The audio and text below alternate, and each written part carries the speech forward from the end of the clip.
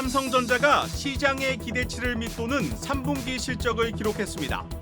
반도체 사업을 이끌고 있는 전영현 부회장이 이례적으로 실적에 대한 사과 메시지를 내놨습니다. 이복현 금융감독원장이 과열 양상을 보이고 있는 고려아연 공개 매수에 대해 조사를 지시하고 개입에 나섰습니다. 금융감독원이 즉각 불공정거래 조사에 착수했습니다. 강력한 대출 규제 속에도 지난달 신규 주택담보대출이 10조 원 넘게 늘었습니다. 기준금리 인하를 앞두고 있는 한국은행의 고민이 커지고 있습니다. 세계 국채지수 편입 여부를 놓고 금융시장이 촉각을 곤두세우고 있습니다. 편입에 성공하면 90조 원이 넘는 신규 자금이 유입될 것이란 전망이 나오고 있습니다.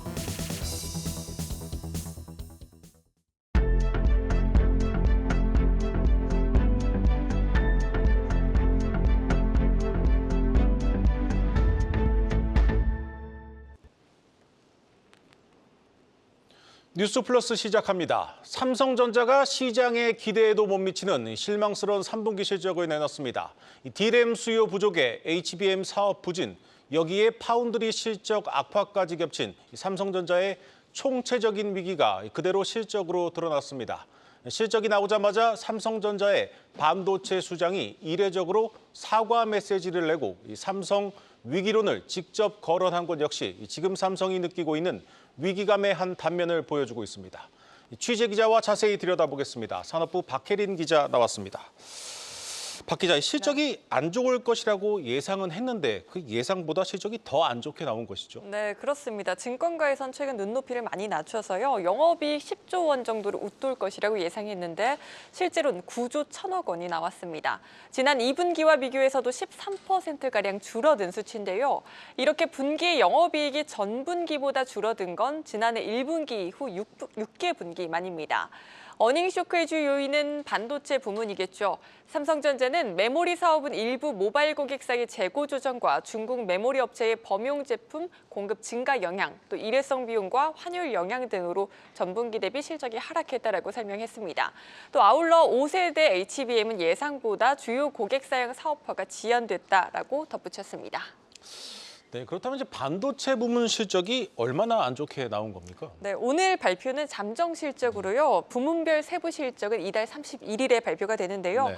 다만 증권가에선 반도체 부문 영업이익이 전분기 6조 4천억 원에 크게 못 미치는 5조 원대 혹은 그 이하까지도 기록했을 것이라고 전망하고 있습니다. 네, 일단 시장의 예상을 크게 밑도는 수준입니다. 이렇게 되면 이 전망치만 놓고 봤을 때 이 삼성전자의 반도체 부문이 SK하이닉스에 좀 역전되는 거 아닙니까? 네, 전망치만 놓고 보면 역전됩니다. 이달 말 실적을 발표하는 SK하이닉스의 영업이익은 약 6조 7,600억 원으로 삼성전자 DS 부문을 큰 폭으로 앞설 것으로 예측되고 있습니다. 네. 4분기 영업이익 전망치 역시 삼성 반도체 부문이 6조에서 많게는 7조 7천억 원 기록할 것으로 예상되는 한편 SK하이닉스는 7조 9,600억 원을 기록해 큰 폭으로 앞지를 것으로 전망되고 있습니다. 이대로라면 삼성전자는 경쟁사 SK하이닉스의 메모리 시장 1위 자리를 내주게 되는 건데요. D램 1위 자리까지도 위협받고 있습니다. 시장 조사기관 트렌드포스에 따르면 올해 2분기 삼성전자와 SK하이닉스의 D램 점유율 격차는 8.4%포인트로 크게 줄었습니다. 네, 반도체의 겨울은 분명 아닌 것 같은데 이 삼성전자의 겨울은 맞는 것 같습니다. 예. 유독 삼성전자가 어려움을 겪고 있는 가장 큰 이유는 뭡니까? 네, 범용 메모리 중심의 시장에서 AI 메모리 체제로 빠르게 전환하지 못한 것이 가장 큰 패착 요인으로 꼽히고 있습니다. 범용 메모리 중심의 사업은 모바일이나 PC, 서버용 D램 시장의 수요와 가격 변동에 큰 타격을 받는 한편 연간 단위로 계약이 이루어지는 HBM은 맞춤형 메모리로 불릴 정도로 고객사와의 협력이 중요한데요. 이 부분에서 삼성의 역량이 SK하이닉스나 마이크론에 밀리고 있다는 분석입니다. 네, 결국 이 고대역폭 메모리 HBM3E가 엔비디아 공급을 시작해야 좀 실마리가 풀릴 것 같은데 예. 그렇다면 이 4분기 전망은 어떻습니까? 네, 지금 상황에서는 4분기에도 큰 반전을 기대하기는 어려워 보입니다. 네. 글로벌 반도체 시장 회복세가 점차 둔화되고 있고요. HBM3 연내 엔비디아 품질 테스트 통과도 장담하기 어렵습니다. 테스트를 통과하더라도 실적이 제대로 반영되는 건 내년부터가 되겠고요. 재기의 기회는 차세대인 HBM4에서 기대해야 한다는 분석까지도 나오고 있습니다. 시장의 시선은 삼성전자 반도체 부문의 혁신에 집중하고 있는데요. 오늘 삼성전자 반도체 수장인 전영현 DS 부문장 부회장은 실적 발표와 함께 일종의 반성문을 함께 발표했습니다. 부진한 실적에 대해 고개를 숙인 한편 대대적인 변화 예고가 담겼는데요. 전 부회장은 위기 극복을 위해 기술과 품질은 우리의 생명이라며 단기적인 해결책보다는 근원적인 경쟁력을 확보하겠다라고 약속했습니다. 전 부회장의 메시지에 시장에선 반도체 기술 경쟁력 확보를 위한 대규모 R&D 투자를 예상하고 있습니다. 또 연말 삼성전자 반도체 부문의 대대적인 인사 또한 불가피할 것으로 전망됩니다. 네, 잘 들었습니다. 산업부 박혜린 기자였습니다.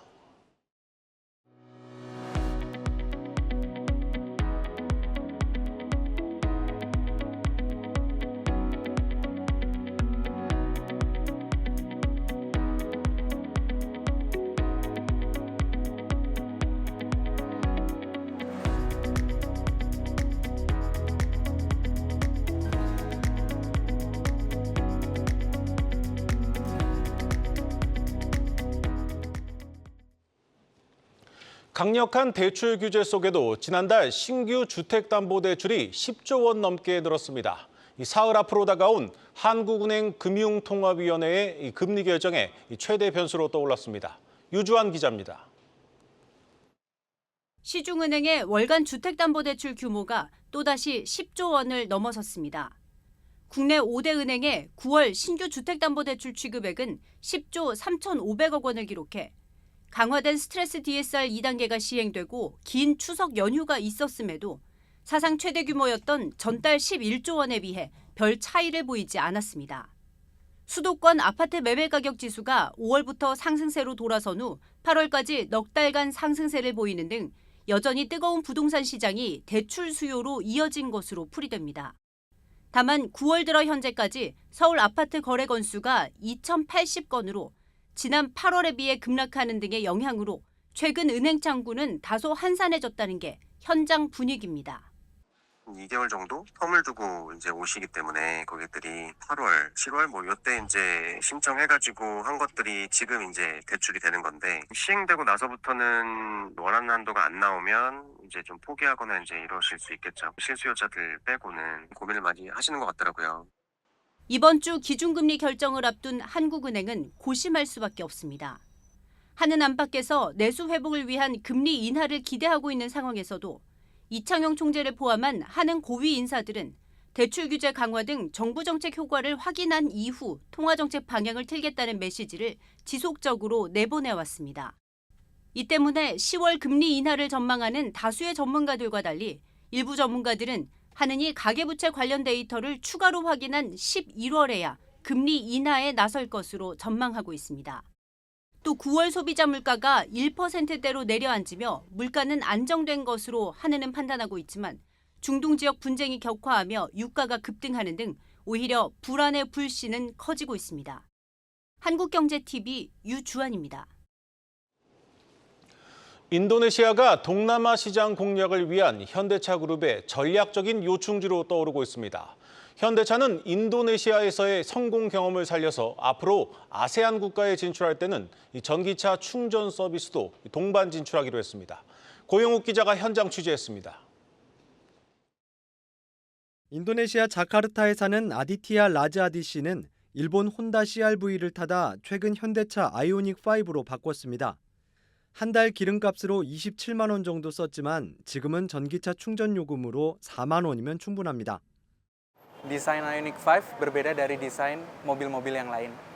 Jadi dari segi desain saya lihat futuristik, di mana mobil-mobil EV lain tidak punya driving range as well. 또 다른 자카르타 시민 플라 로란 씨도 아이오닉 5를 타는 사람 중 한 명입니다. Salah satu alasan saya untuk beralih dari mobil fosil ke mobil listrik adalah karena dengan adanya peraturan di Jakarta untuk ganjil genap dengan menggunakan mobil EV, kita bisa secara nyaman berkendara setiap hari. 지난 2022년 현대차가 인도네시아의 완성차 공장을 준공했을 때만 해도 이곳에서 성공을 거둘 수 있을지 반신반의하는 시각이 많았습니다. 일본 내연기관차가 지배하는 시장이기 때문입니다. 현대차는 현지 전기차 시장 자체를 키우는 방식으로 공략했습니다. 이를 위해 민간 충전소 사업자들과 동맹을 맺고 인프라 확장에 나섰습니다.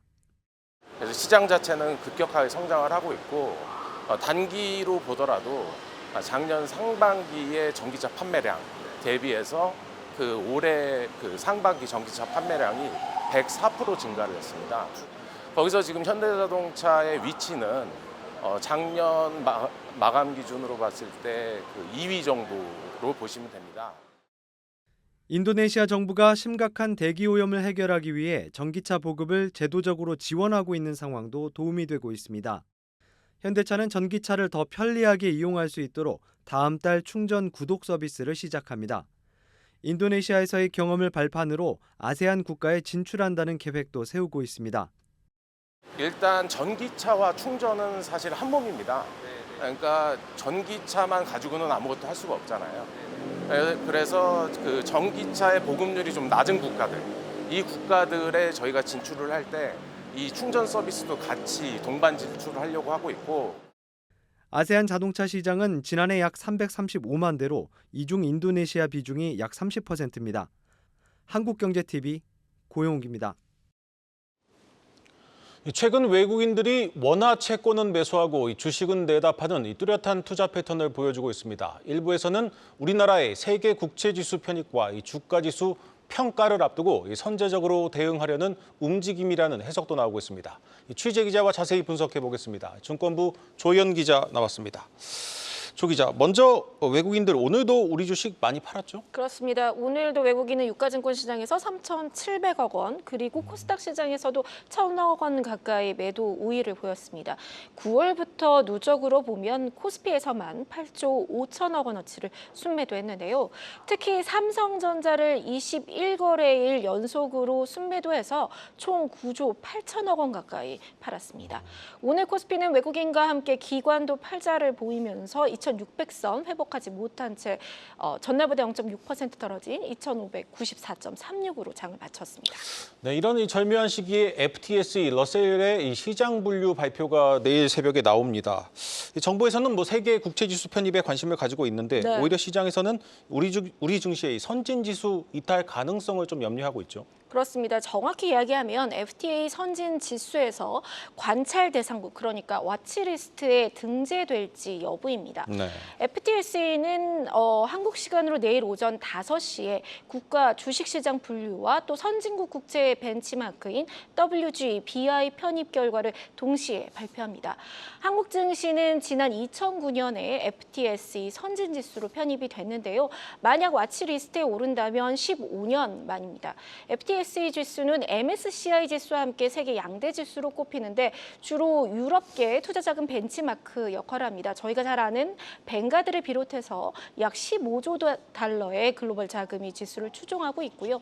이번에 한국의 와치리스트에 오르더라도 바로 선진지수에서 빠지는 것은 아닙니다. 하지만 지적사항이 개선되지 않는다면 한 단계 아래인 선진 신흥시장으로 강등될 수 있습니다.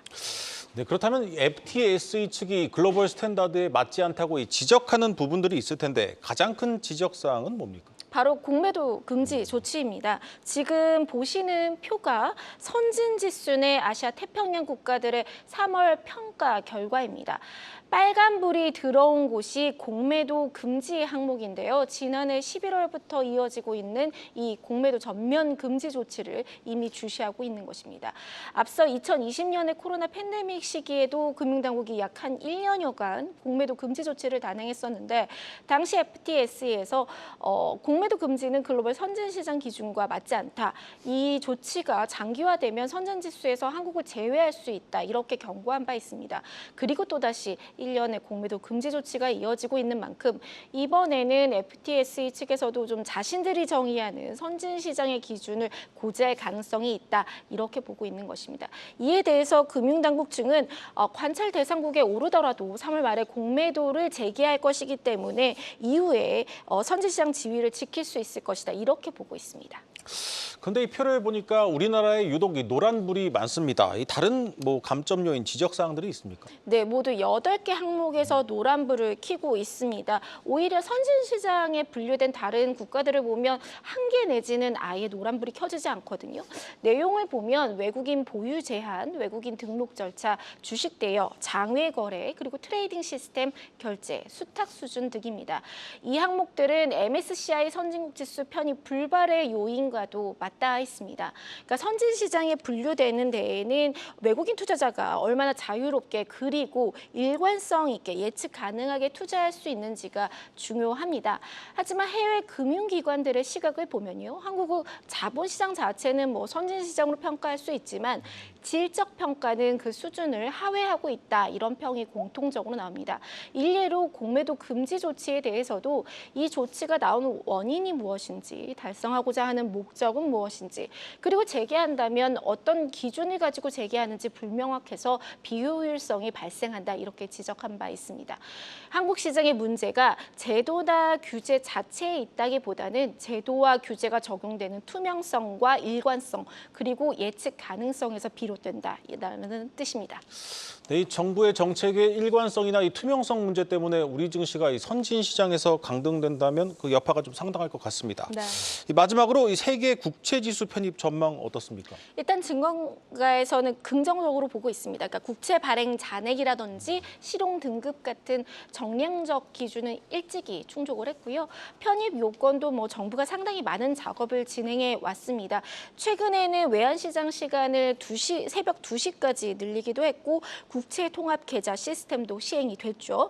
하지만 글로벌 IB의 전망은 반반입니다. 아직 국채 통합 계좌 이용률이 저조하고 비과세 조치에도 여러 신고 절차가 남아 있어서 투자자 불편이 걸림돌이 될 수 있다. 이렇게 보고 있습니다.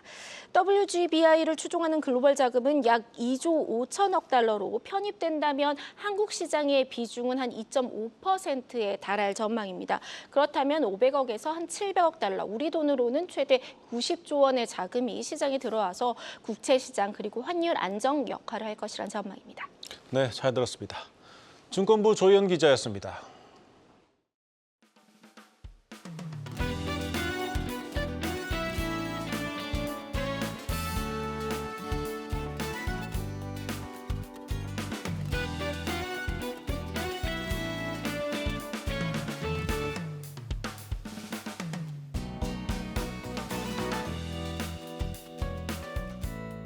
직접 가서 설명을 듣고 하니까 필요한 역량이 뭔지 확실하게 더 알게 된 것 같습니다.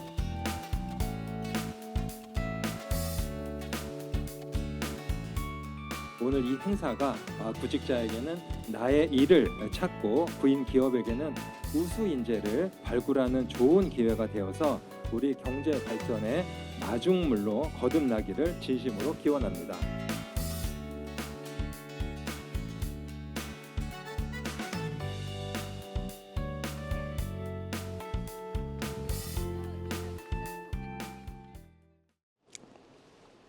유동성 위기 우려가 커지고 있는 GS건설이 엘리베이터 사업에 이어 이번에는 이 수처리 자회사 매각을 추진합니다. 매각이 순조롭게 진행되면 최소 1조 원의 현금을 확보할 수 있게 됩니다. 방서우 기자입니다. 최근 유럽을 거점으로 활동하는 수처리 회사와 건설사들이 컨소시엄을 꾸려 GS 이니마 인수 의지를 내비쳤습니다. 소문만 무성하던 GS 이니마 매각 작업이 인수 후보자 등장에 윤곽이 드러난 겁니다. 아직 법적 구속력이 없는 제안서만 제출한 상태지만 4분기 중에는 구체적인 매각 금액이 발표될 전망입니다. GS 이니마는 스페인에 거점을 둔 종합 수처리 회사로 GS건설 신사업 매출의 약 40%를 차지하는 효자로 꼽힙니다. 기존 유럽 중심에서 브라질을 포함한 중남미와 오만 등 중동까지 빠르게 영역을 확장 중입니다. 연내 아르헨티나에서 추가로 조단위 일감을 따낸다면 GS건설 전체 수주 잔고 중 3분의 1이 이니마 몫입니다. 이에 GS건설은 소수 지분만 매각하려던 당초 입장과 달리 경영권 매각까지 검토하고 있습니다. 국가 기반 시설과 관련이 깊고 장기 계약으로 운영 수익이 높은 수처리 사업 특성상 지분 투자보다는 인수 합병을 선호하기 때문입니다. 업계에서 추산하는 GS 이니마 기업 가치는 1조 6천억 원 수준. 매각이 순조롭게 진행된다면 장부가액을 감안하더라도 1조 원이 넘는 현금이 GS건설에게 돌아갑니다. 정량화된 경영 목표를 제시하기보다는 GS건설에 대한 자부심을 다시 가질 수 있도록 경쟁력 강화를 위한 투자도 아낌없이 늘려나갈 것입니다. 증권가에서는 GS 이니마 매각 시 GS건설의 연간 이자 비용이 절반 가까이 줄어드는 반면 지배주주 순이익은 5% 늘어날 것으로 내다봤습니다. 3분기 내내 건설사 중에서는 이례적으로 20개의 목표 주가 상향 리포트가 쏟아지기도 했습니다. 다만 집만 지어서는 먹고 살기 힘든 업황 속에서 성장성이 높은 이니마의 공백을 채우기는 어렵다는 지적도 나옵니다. 한국경제TV 방서호입니다. 금융당국이 부실 저축은행들을 솎아내기 위해 본격적으로 칼을 빼들었습니다. 현재 강도 높은 경영실태 평가가 이루어지고 있는 만큼 내년에는 일부 저축은행의 구조조정 가능성도 거론되고 있습니다. 장슬기 기자입니다. 금융당국이 올 3분기 말 건전성 지표를 기준으로 저축은행들에 대한 추가 경영실태 평가를 이어나가기로 했습니다.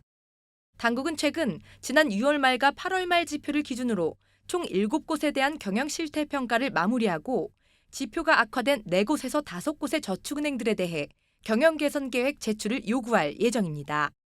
경영실태 평가 종합평가 등급이 3등급 또는 건전성 평가 등급이 4등급 이하인 경우 경영 개선 계획 권고를 받게 되는데 제대로 된 건전성 개선 조치가 이뤄지지 않으면 당국의 적기 시정 조치 대상이 됩니다. 적기 시정 조치를 받은 금융사는 부실 채권 처분이나 자본금 증액, 배당 제한 등의 조치를 이행해야 합니다. 하지만 최근 업계 불황이 이어지고 저축은행들의 건전성이 지속 악화되면서 당국의 조치를 이행하지 못해 구조조정 대상이 되는 저축은행이 늘어날 것이란 우려도 커지고 있습니다. 올 상반기 기준 전체 저축은행의 총 여신은 98조 원 수준으로 그중 11.5%인 11조 원가량이 부실 채권입니다. 특히 부실 내간으로 꼽히는 부동산 PF 대출의 경우 저축은행 업계에서만 최대 4조 원가량 손실 가능성이 있는 것으로 신용평가사들은 보고 있습니다. 당국의 강도 높은 압박이 이어지고 있는 만큼 올해는 수익성보다는 건전성을 높이기 위한 업계의 자구 노력이 이어질 것으로 전망됩니다. 충족을 못할 경우 유상증자나 어떤 자본 보완이 이제 필요할 텐데 그것까지 이제 못할 경우에는 매각이나 이런 거를 고려할 수는 있겠죠. 자체적으로 이제 보유 포트폴리오 조정이나 이런 것들을 통해서 실제 저축은행 업계는 부실 채권을 털어 건전성 지표를 끌어올리는 데 주력하고 있습니다. 지난해 말부터 총 3차례에 걸친 공동 매각을 통해 약 3,200억 원의 부실 채권을 매각했던 업계는 올 4분기 내에도 추가로 개인과 개인 사업자 부실 채권을 공동 매각한다는 계획입니다. 한국경제TV 장슬기입니다.